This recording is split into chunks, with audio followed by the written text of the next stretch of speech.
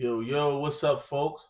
This Impact, and I want to take this time to welcome you all back to the Hurt Business 101. Let's get right into this video, man.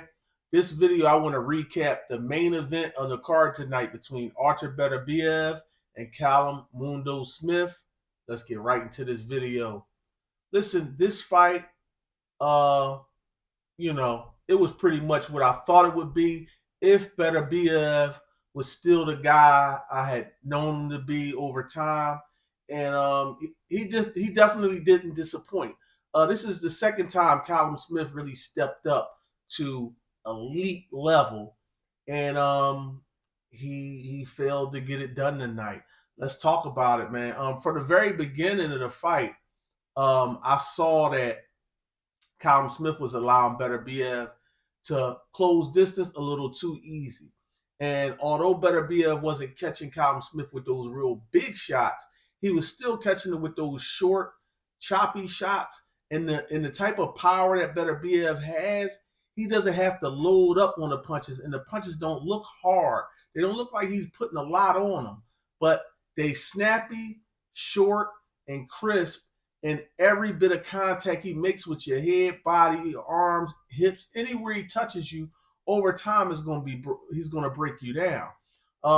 Callum Smith did begin to try to pop his jab, but even when he was throwing his jabs, at times he was throwing the jab at the proper distance, but he was allowing himself to still be backed up, which I didn't understand because I thought if he was really popping that jab the right way and keeping the fight near the middle of the ring, even when Beterbiev started to march forward, it would still be enough space between him and the ropes where he could have room to circle out either one of the sides and keep that jab popping. But for whatever reason, he would pop the jab, and when Beterbiev decided to still step on his front foot and come forward, he would just back up to the ropes and start covering up or get trapped in the corners. I didn't really understand that. One thing Smith was doing that I thought was a good job was he was able to move Beterbiev backwards. And you can tell Beterbiev wasn't really comfortable going backwards because he's usually the guy that's on the front foot and having guys retreating. So when Smith was throwing his jab and throwing long shots and looping right hands coming forward, backing Beterbiev up, it looked like Beterbiev wasn't too comfortable with that. But he was keeping a high guard and blocking the vast majority of those shots that Smith was throwing. But that was short lived because Smith would always go right back into once Beterbiev started really applying a little bit of pressure and stepping forward. Beterbiev was able to just get right in his chest again, and Callum Smith did what he was doing against Canelo once again and started covering himself up, allowing himself to be punched on. And even though he was blocking some of it, it was like I said in my breakdown of the fight, just being constantly contacted by a guy with that thudding power, the punches hurt. And the guys don't realize they're being broke down, but you started to see his face swell up, his eye cut up, his punches started losing a lot of steam off of him. His legs started looking a little weary. Just over once you got to the fourth, fifth, sixth round, I could really see it was like the beginning of the end for him because it just looks like he wasn't able to put up enough resistance anymore. It was like even when a couple of times they just bumped into each other, and then you'll see Callum Smith like moving backwards. Beterbiev did a good job with his own jab. I was really impressed by Beterbiev's jab tonight because it was almost like a triple G jab. He was piercing straight through the middle of Callum Smith's hands. And Callum Smith had his guard up high, but the space that was there between the guard, he was able to just pierce right through with a nice jab, constantly popping Callum Smith's head back over and over again. And that's another thing that was wearing him out. That punishing jab, he was able to step forward with the jab and cut distance while he was moving forward, and then touching with some right hands to the body. He hit Callum Smith with a few good hard right hands to the body.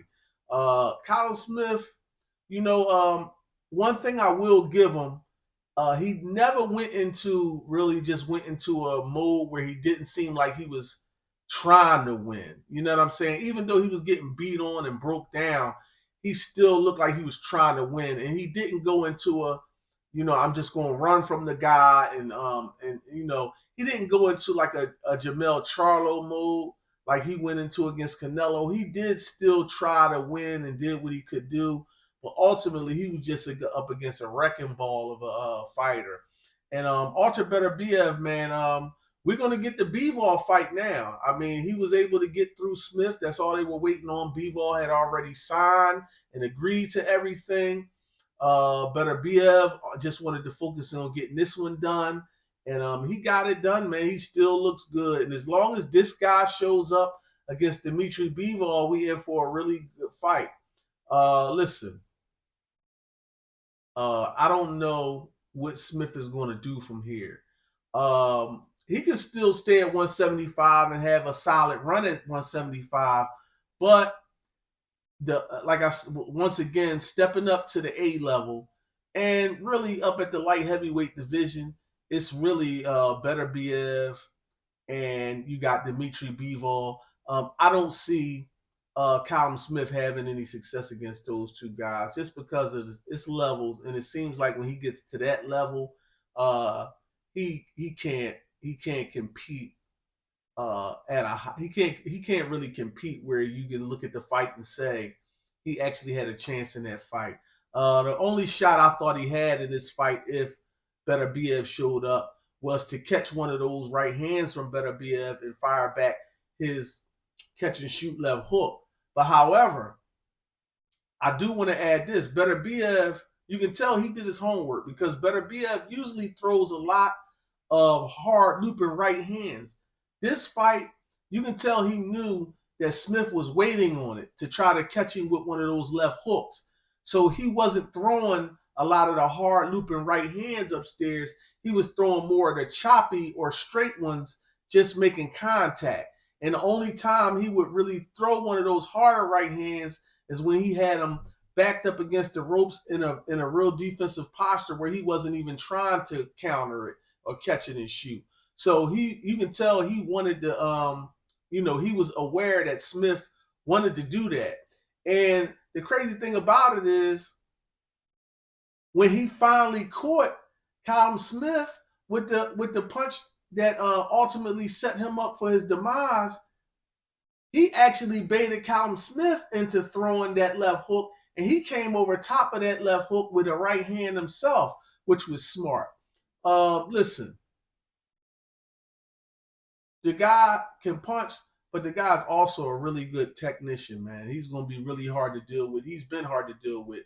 Callum Smith now makes 20 wins with 20 knockouts for Artur Beterbiev. And let's see what Bivol does in the next fight, man. That's all for this one, man. It was a good night.